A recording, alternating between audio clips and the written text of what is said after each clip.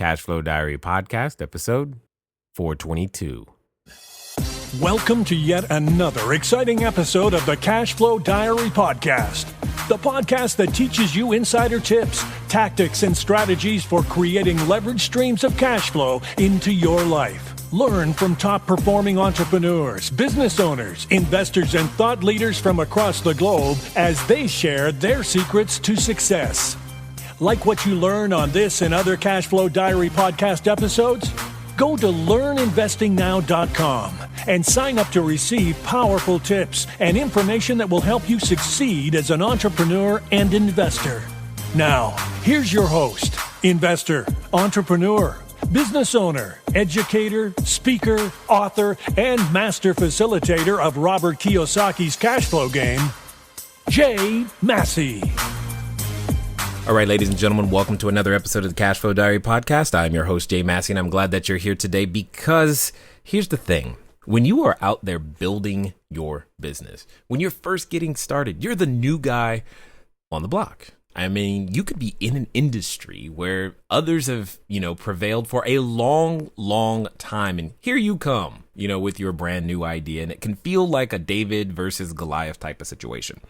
What's interesting is, did you know that it's possible to compete, and not just compete, but to do good and do well and actually still maintain great bottom lines while building amazing staff and making sure that your organization is built properly, and most importantly, leading and living your values without selling out? Well, today's guest is totally going to help us with that.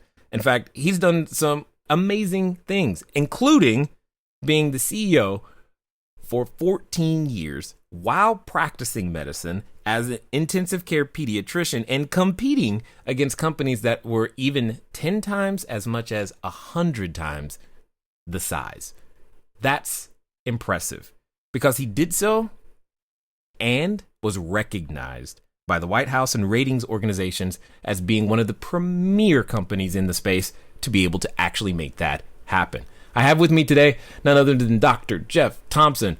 And what's interesting is that although he's, an accomplished physician, he's an accomplished CEO, and he's built these teams and he's received tons of awards, he's also written a book, Lead True, Live Your Values, Build Your People, Inspire Your Community. But what I think is really fun is that he still makes time for things like soccer. Now, what I want you to do is that I want you to take some time to listen and to understand, because when you are in the field of battle / competition, also known as business, sometimes you want to know how you can do it and feel good about it. And I think that's exactly what you're going to learn today. So help me welcome Dr. Jeff Thompson. Jeff, you there? I'm here. Thanks, Jay. That was a nice introduction. I appreciate it a great deal, and I hope we can have some fun and teach a little bit and maybe inspire some folks to take on their big challenges today. Well, I think you do that naturally. I mean, anyone who preaches a message of values-based leadership is going to come from that particular spot. So I don't think that's going to be a problem at all. But before we get too far in, this being your first time here, I got to ask you the same question I tend to ask everybody the first time that they're here. You ready? Yes, I'm ready. All right. So I tend to look at today's entrepreneurs a lot like yesterday's superheroes. Batman, Superman, Wonder Woman, etc. Because I think entrepreneurs and superheroes have a ton of things in common. Chief among them is that as an entrepreneur, occasionally I can envision myself as, flying around the city, saving people with our products and services. Even occasionally, yes, I wear a cape. Also, though, like a superhero, an entrepreneur has a beginning. So if you think about Spider-Man, for example, there was a time before he was Spider-Man where what happened is that he was just a kid going to school, and then he took some photos, and then one day in the lab he gets bit by a spider, and now he discovers, I've got this new ability, and he has to choose, am I going to use it for good or evil? So my question to you is as follows. When it comes down to, before your book, obviously, yes, before being board certified, before all the patients, before Gundersen Health System, before everything that people know you for today, what we want to know is, who is Jeff Thompson? Well, that's a great question. I was afraid you're going to ask what superhero I wanted to be. And as a pediatrician, of course, I'd have to go to a cartoon character and probably end up being Mighty Mouse. Nice. I'm a father. I'm a husband of 38 years, a father of 3 amazing children. I've been a mediocre athlete, but a pretty good academic sort for a long time. I was always small, slow, and not particularly adept at any sport, which is very important in high school, of course. Yeah. But I could do anybody's homework, and so that was my leg up. And in college, I flourished. I didn't have any money. I worked as a janitor at a hospital, got a scholarship, and my goal was to get to medical school without debt, because I knew I didn't have any money to go to. My family certainly didn't have any money to go to medical school. So I worked as a janitor, but from the time I was little, I knew I wanted to be a doc and take care of people. So I got to medical school and decided being a pediatrician was the right thing for me. It was the right fit. I liked families. I liked children. And then I became an intensive care doc. Along the way, I had plenty of opportunities to make choices and to lead, either in a faith community, at camps I worked at, in school. So people have asked, how did you end up leading $1 billion system? Well, it doesn't happen overnight. Right. It happens, there's, saying it takes a village is kind of cliche now, but when you look back, it takes a continuum of multiple people with their insights. For the people that get a chance to read the book, you'll see that one of the people that I got an inspiration from was a church secretary who couldn't spell very well, who didn't write good sentences. She couldn't really organize a thing very well, and she actually wasn't very good secretary. But she held that church together. She knew everyone. She knew when somebody needed help. She quietly would go about doing it.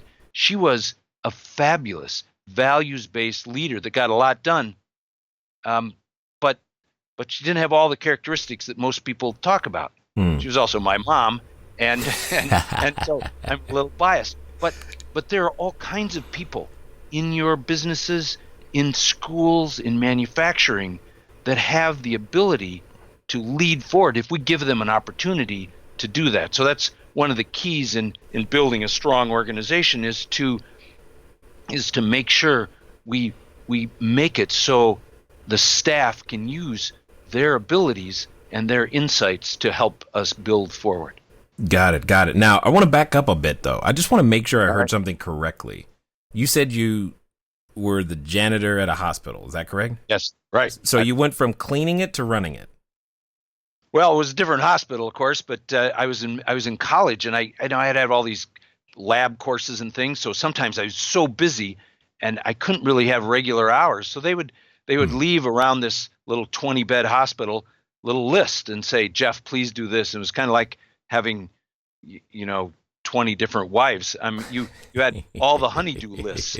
And so the lab would leave me a list, and the laundry would leave me a list, and the nurses would leave me a list. And when I could come in, I would work really hard and do these things. And there were 2 regular time janitors that I would work with as well.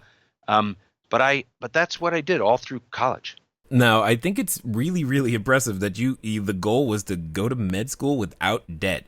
Like, I think a lot of people heard that loud and clear, like, how did he do that? I did crazy things, like worked as a janitor, lived pretty cheaply. I did get a scholarship, which was very helpful from a group. And for a lot of it, I lived at home to keep my expenses down, and went to a college in my own community, and then just did very, very well in school and wrote a good test so that a big University of Wisconsin would take me. Got it. Now, I've got to ask this question. What lessons would you say? Because I often say that people, when they're trying to build their business or figure out what customers they should serve, one of the easiest ways to do that is to start with yourself. I mean, serve someone who's like yourself, and don't discount skills that you may have developed in other areas because they contribute. And this is very, very true, like with parents and mothers, where they're like, I'm a mom. I don't know how to be a business person. I'm like, no, you know how to sell because you got your kids to go to bed on time. So Right. That's good. Yeah. my question is, what skill sets would you say, or character traits, or what things do you think you developed during the janitor and med school, with the goal of going to med school with no debt and all of those things? What character traits or skill sets do you think you developed there that helped you when you were, leading these massive organizations? Well, I think there are a number of translations, and I think you're absolutely right that these things build from a core. So, like working in that small hospital, I was responsible for the whole place in evenings and nights, and so I had to work with every single department. So you learn again that they're all important. I mean, if the CEO, when I was a CEO, if I didn't show up one day, the whole place ran well. But if all the laundry ladies don't show up, we are in massive trouble. If the guy that runs the boiler and the air conditioning doesn't show up, we are in giant trouble, and we can't take care of our patients the right way. So I learned that everyone's important, everyone has their own story, and everyone brings a different set of skills to the table. And they aren't the same, but the key is how to put them together in a way that serves a bigger purpose. And so it was great to work at it at a very small level and see how important it was to touch everyone. So when I became the CEO of a 7,000 person organization, I didn't lose that. I still went to the laundry and met all those people, and I went to the kitchen, and I went to the laboratories, and I went to the regional clinics, shook their hand, looked them in the eye, and say, do you have the right tools you need? Do you have everything you need? Is there a system thing that's getting in the way of you doing a great job? How can we do a better job from your point of view, from your place? And much of that came from those early underpinnings of understanding that everyone has a role and a story, and they'd had different education and experience than I did, but they were still very important. Got it. So let's take that concept and give it, fast forward it to today for a lot of the people that are listening when they're out there building, their business and their enterprise and trying to grow their cash flow. Maybe they're, trying to get to the 7-figure, 8-figure, 9-figure mark, right, what have you. But they're doing so with a distributed workforce. I can't exactly go to, my customer service team, because they're not down the hall. How does one manage to still do? Because what you're saying is like, man, that sounds great, but how do I do that when maybe my customer service person is in a completely different time zone than me? Right. So that adds to the complexity. You're absolutely right, but I think it's one of the very important reasons that you have to have structure around your organization. You say, well, I'm a small organization, I'm just starting to build. Do I really need a purpose or a vision statement or a value statement? You need it more, at least as much more as any of the large organizations. You need it because if you're distributed, if you're separated, as you're hiring people in, they need to know, what is the purpose of this organization? Why do we exist? Why do we come here every day? A paycheck. Some famous guy in an organization that was dissolving on the East Coast said, money is a weak glue. If all people are coming for is a paycheck, that's not how you're going to recruit the brightest and the best and keep them. So develop a purpose and a vision. Here's where I want to go. Be clear and unembarrassed about a set of values. Here's the values of the organization. We were very clear. We wrote them down. We put them on the wall. We gave them to everybody. In the book, you'll read a story about a neurosurgeon. It was hard to recruit neurosurgeons to rural America. We had a group of very strong, thoughtful. I mean, there's a shortage in general, and then to get them to come to a county that only has 125,000 people. They were all trained in big cities. Wow. But we had a strong group, and we had a young man who was very good. He had good outcomes. He called me up one day and he said, Jeff, I think I might be in trouble. What are you in trouble for? So I hollered at a security guard. So what'd you say to him? He said, I told him he had to stop putting a ticket on my car, and I make more money in a week than he does in 6 months, and he had to get a job that's useful. Ooh. That was terrible. I was quiet for a little bit. He said, "No, you're not going to fire me, are you?" And I said, "Well, that depends. It depends how you behave. You go apologize to that man. You send a letter to his supervisor and say you're not going to do it again. You commit to treating everyone with respect. Then you have a great career here. We'd love to have you. We'll help you get there. But if you don't believe everyone's important, and if you are unwilling to treat everyone with respect, then you might as well put a sign in your yard, because you won't last here." Wow. Okay. I get it. Now, I know as we face the challenges of, like I said, the distributed workforce, the way technology tends to replace that in-person communication, these types of things, there's something though that I find unique. One, you talk about leading from values first. But often, I know in the business community, the idea of leading values first usually is to the detriment or sacrificing either morally or financially in some way, shape, or form. But you're saying, no, you can do good and do well at the same time. Could you expound upon that a little bit? Oh, absolutely. And I think that's a piece of conventional wisdom. When I teach people about innovation, one of the keys I use is to say you have to have a disciplined disregard for conventional wisdom. So that doesn't mean you don't throw out all the wisdom of the ages. Your grandma actually knew a lot of pretty smart things. The Chinese wisdoms, the wisdom that came down through Judeo-Christian Muslim ethic over the years. I mean, there's a lot of great wisdoms there.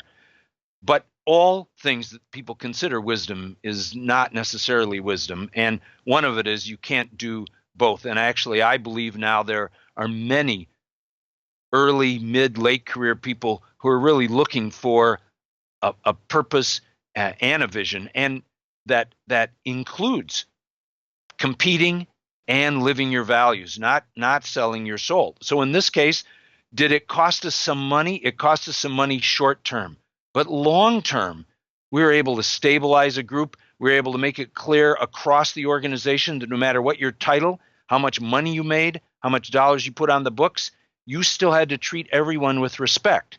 That story went around, stayed around. It rose the whole level of behavior in the organization. So long term, we had a higher level of behavior, less fear, more people willing to innovate, challenge, point out problems.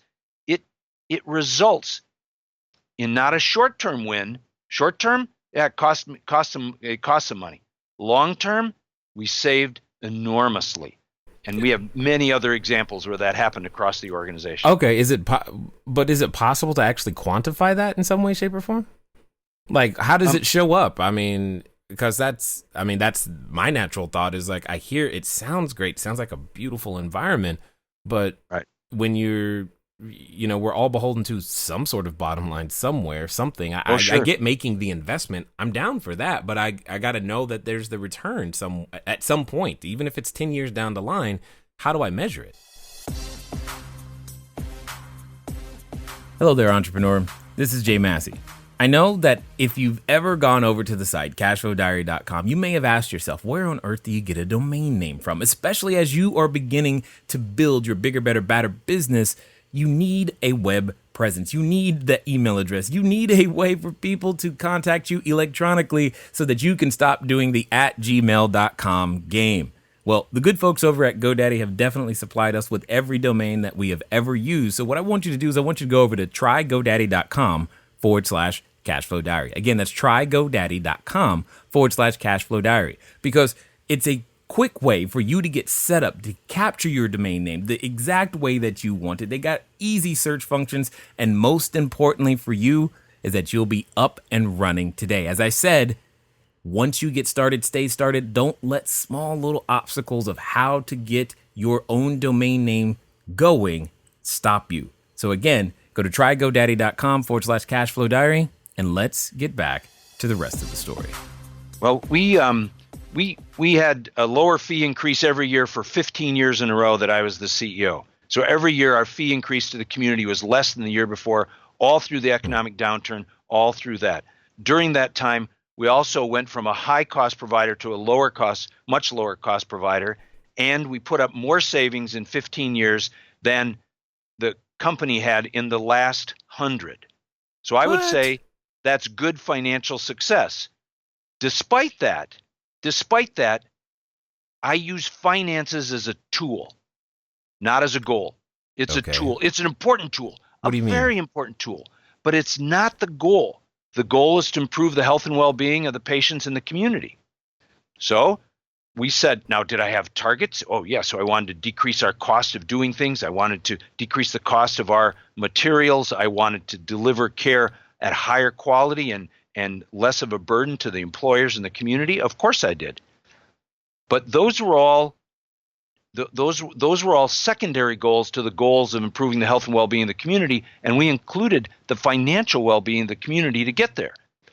Because of that, we had many partners, business partners, manufacturers, education, all kinds of people showed up to say, let us help.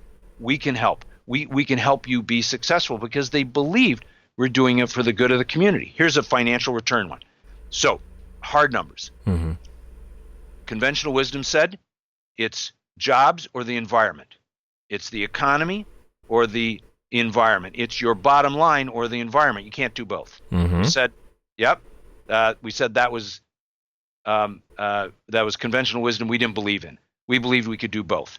And in an 8-year period, from 2008 to 14, we went on a plan. We took 5% out of our savings. All big health systems have to have savings. We took 5% of our savings, invested it in conservation, energy infrastructure, and in that amount of time, we reduced our greenhouse gases 95%, decreased our pollution 95%, and made money. We lowered our cost of care, and the return on those savings was 10 to 12%, and the return on our regular savings portfolio was 5 to 6%. We made twice the money on our savings. We improved our local economy because we're buying now 95% of our energy locally, and we dropped our greenhouse gas emissions 95%. We did well, and we did well financially, and we lived our values of taking care of the community. I see. So in this case, I mean, something as simple as setting aside. So I'm thinking, like, how could an entrepreneur, implement something very similar? Like, if they're using office space, maybe part of that budget is a very small part, because it doesn't sound like it was a large part, but a part of it can just go to, let's go to more energy efficient light bulbs or something over time. Oh, you're right. Conservation. So here's CFOs. I stand in front of CEOs and CFOs often, and they say, "Really, environmental stuff? I thought you were a right." Healthcare When you said that, I was like, I "Okay, but go for it." I am a healthcare organization, and this is all about health, by the way. There are thousands of people that die of air quality related pollution in this country every year, and there are more people in the world that die of air quality problems than HIV and malaria combined. Oh, wow. So it is a health issue, but start with conservation. We're a big organization. We have lots of square feet. I spent $2 million in our first 2 years of this program. $2 million on conservation, light bulbs, as you mentioned, pumps, motors, heaters, all kinds of things that we could change, conservation issues. And we saved $1.2 million every year thereafter. Wow. That's there's probably not investments you can make 60+% every year. Yeah, you're playing with house money at this point. I mean, because it's one of those things. It's like the thing, that gift that keeps on giving. That's what. Okay, so I get that.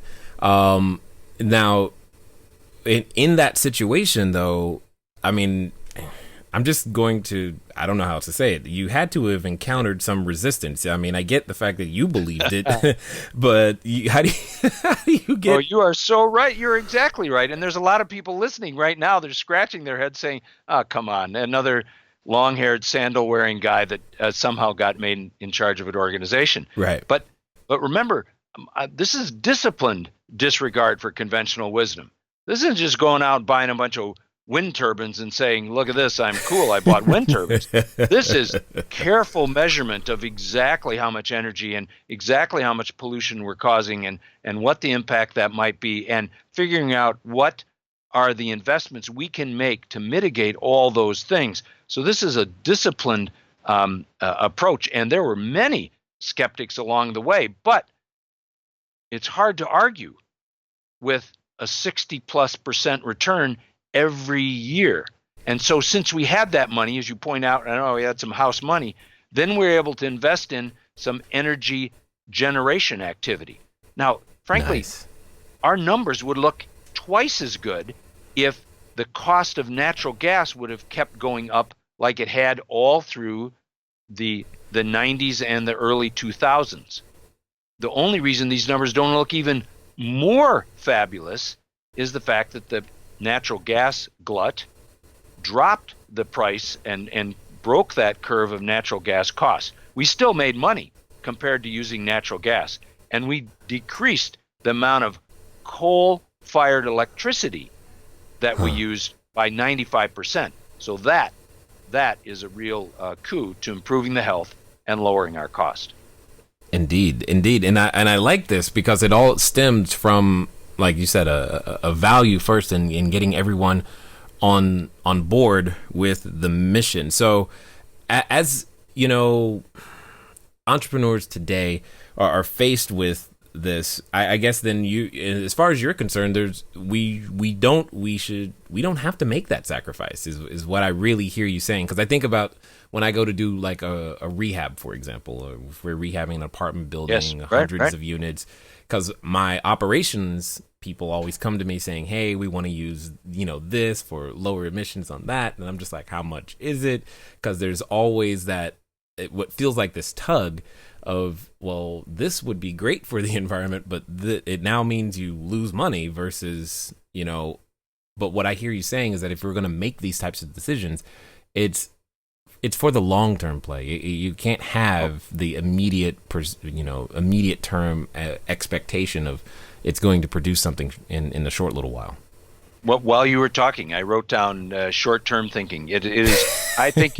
I think it's one of the big problems that we have in this country is so many people are so driven by the next monthly report and the next quarterly report and those kinds of things. And we can make huge gains for our communities if we can think just a little bit longer. And I'm not saying undisciplined. When I talk about living your values, I talk about courage, discipline, and durability.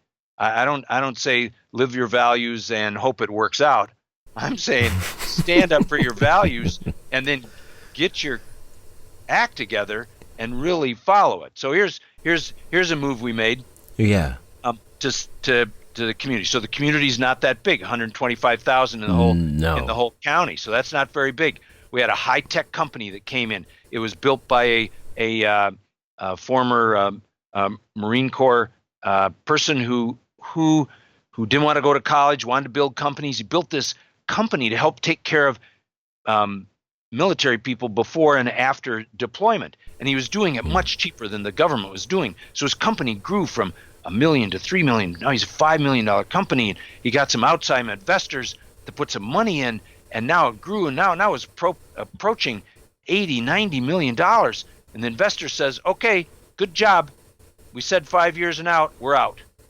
Well, he didn't have the money to buy them out. Yeah.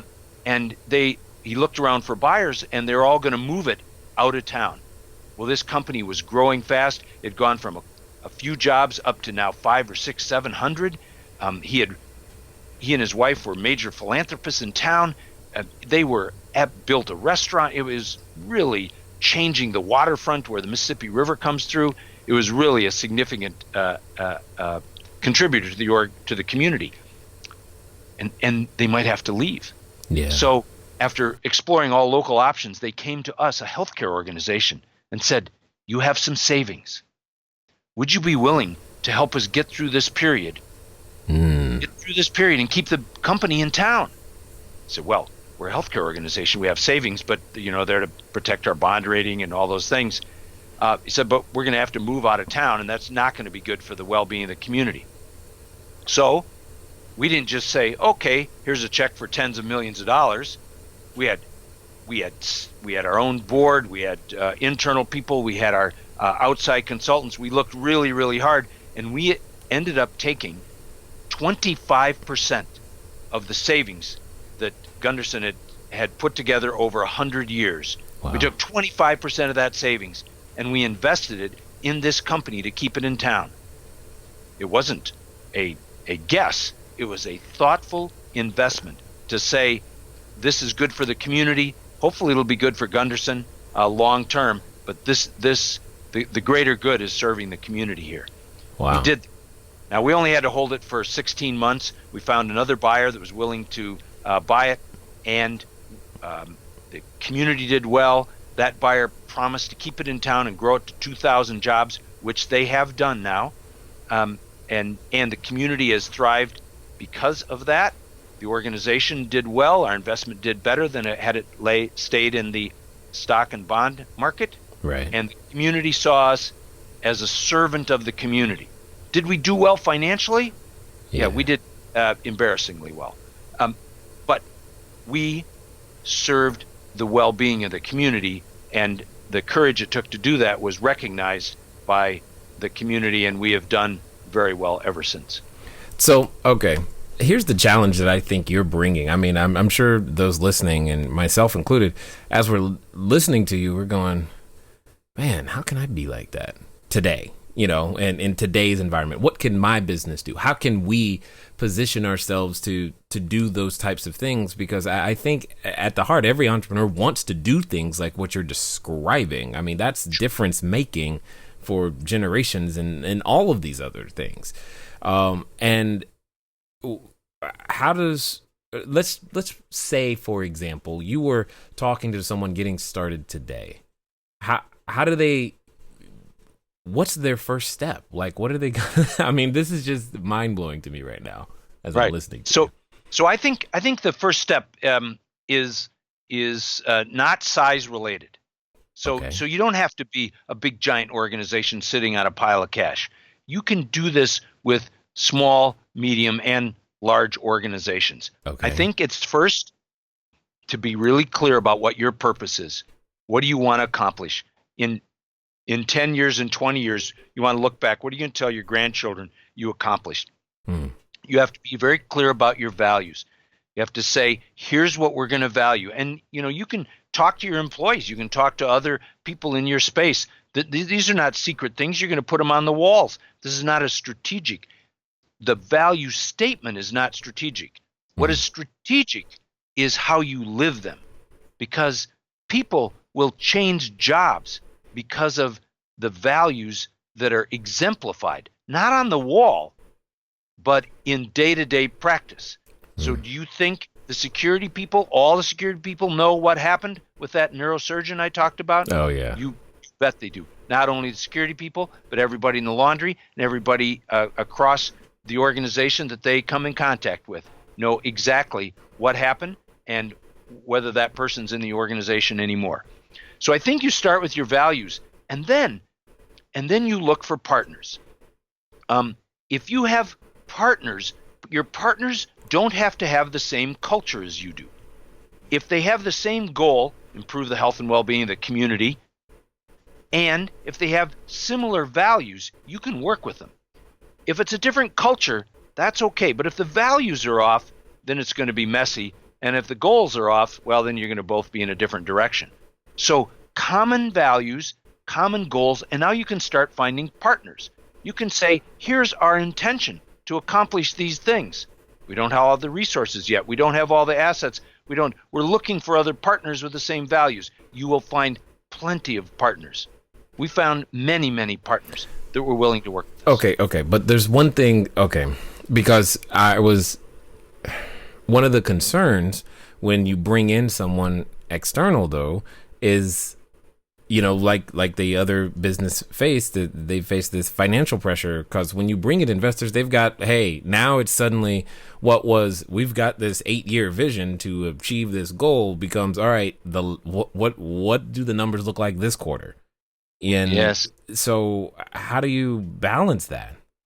Well, that is a constant pressure, and we, we have debt, and so the rating agencies come in and look through all our activities, and they stare me in the face and say, "Yes, your quality is great, Dr. Thompson, and it was fabulous how you serve the community, and it's great that you're have this education program."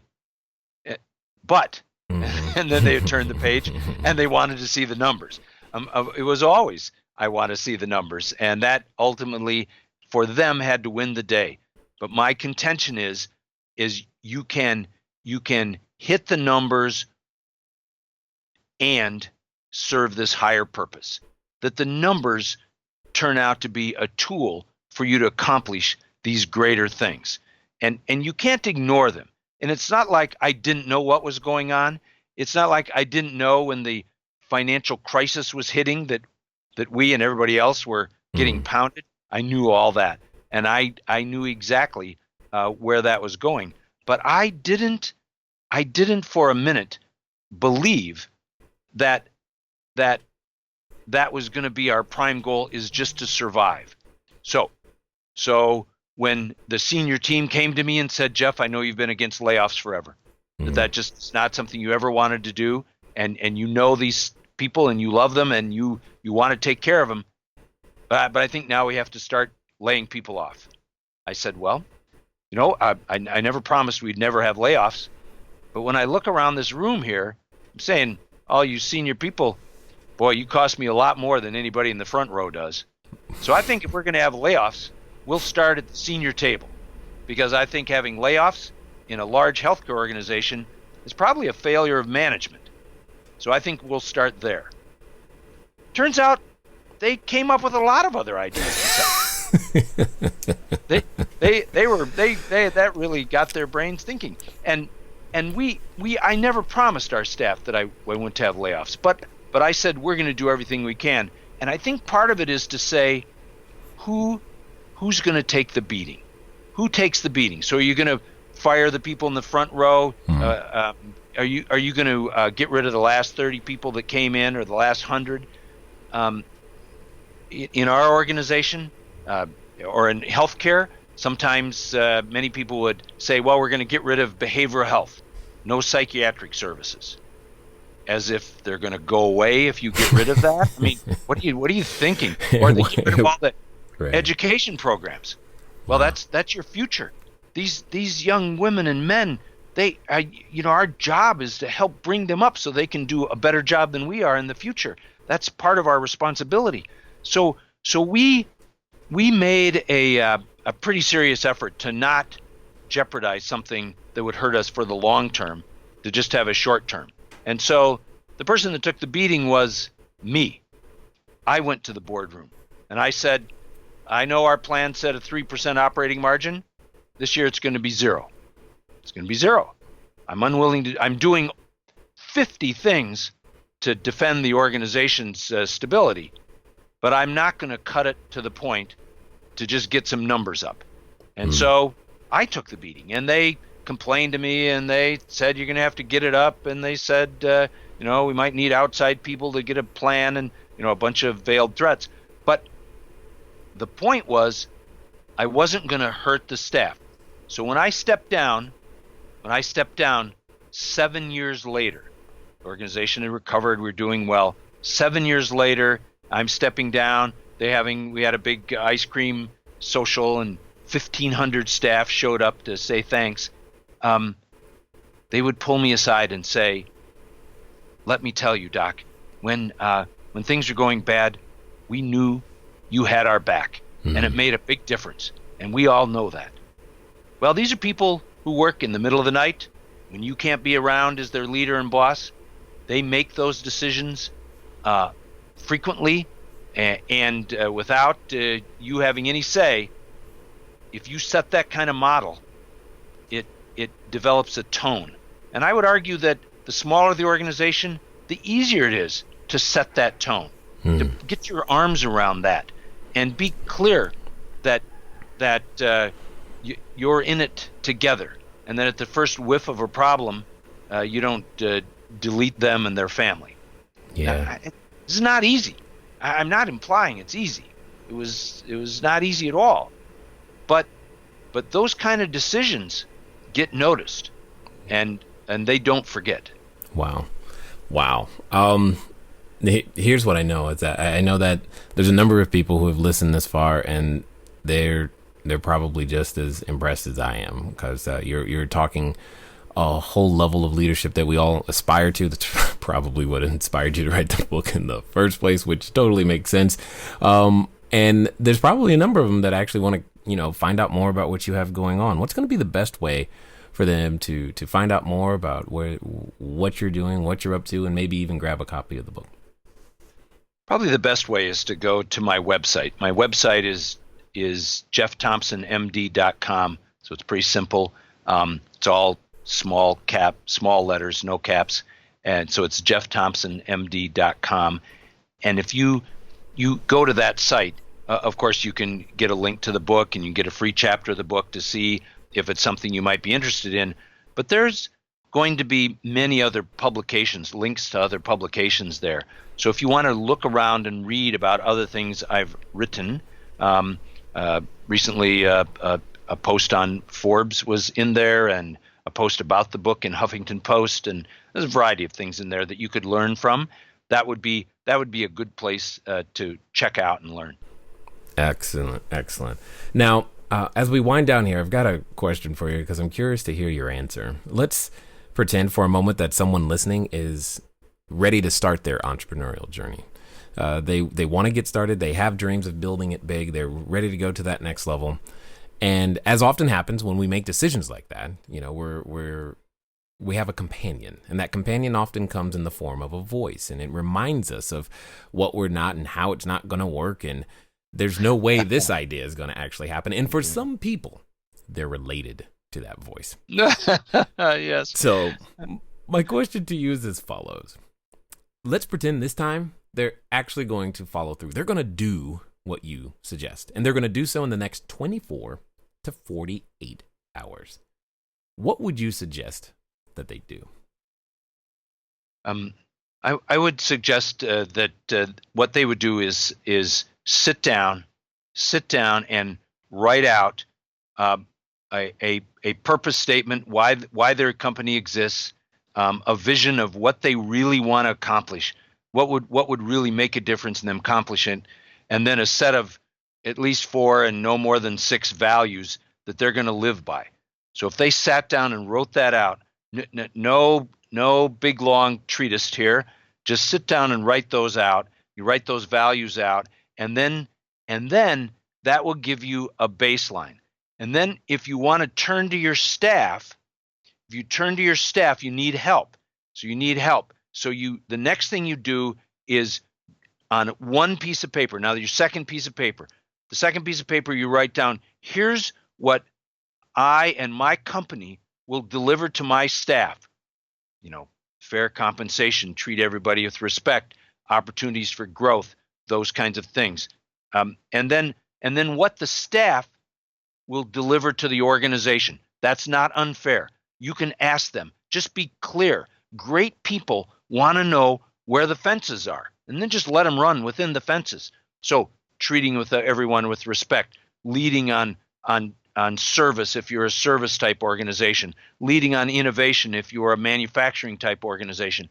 Build a clarity on those two things. If you had clarity on those two things, and then you start sitting down with your leadership, your staff in small groups so you can get feedback, and your advisors, the group of people that advise you, now you'd start getting clear feedback on how to get from where you're at to where you're going to go. So I would say you could do those things in the next 24 to 48 hours. You could write those things down, and it would provide a baseline for the long term. And if you want to see what we did, I'd be happy to send you those from my website. There's a way to send in questions. It's certainly in the book. It's in the things I publish. One-page strategic plans, one-page compacts on how to behave. Nice. Love it. I love it a lot. I definitely appreciate the experience that you've laid here. I even appreciate the fact that you just started at a general. You've got a great work ethic all the way through. Those are things that, at the end, when it's all said and done, we all hope to be able to say things that this is the impact that I was able to produce based upon the service I rendered to my local community. I definitely appreciate your knowledge, your insight, and the wisdom that you shared with us here today, sir, at the Cashflow Diary. Well, thanks, Jay. It's been good fun talking with you. I hope we helped some of the people listening, and if they go to the website, they have questions. There's a place there you can send questions to me. I respond to everyone's questions. I'm happy to do that. I like helping people move along. It's not easy. It's not easy. I never said it was easy. It's actually hard, but it's pretty straightforward how to get there. All right, ladies and gentlemen, you know what time it is. It's time for you to move at the speed of instruction. What does that mean? That means, well, JeffThompsonMD.com. Go. You've heard it straight here. I mean, like every word he was saying, you could hear the passion, the values that are all right there. And you now have a template that you can go grab to begin to be exactly that same way. I think one of the best things to understand is that money is a weak glue. Ladies and gentlemen, it's been fun talking to you today. I look forward to talking to you soon. Until next time.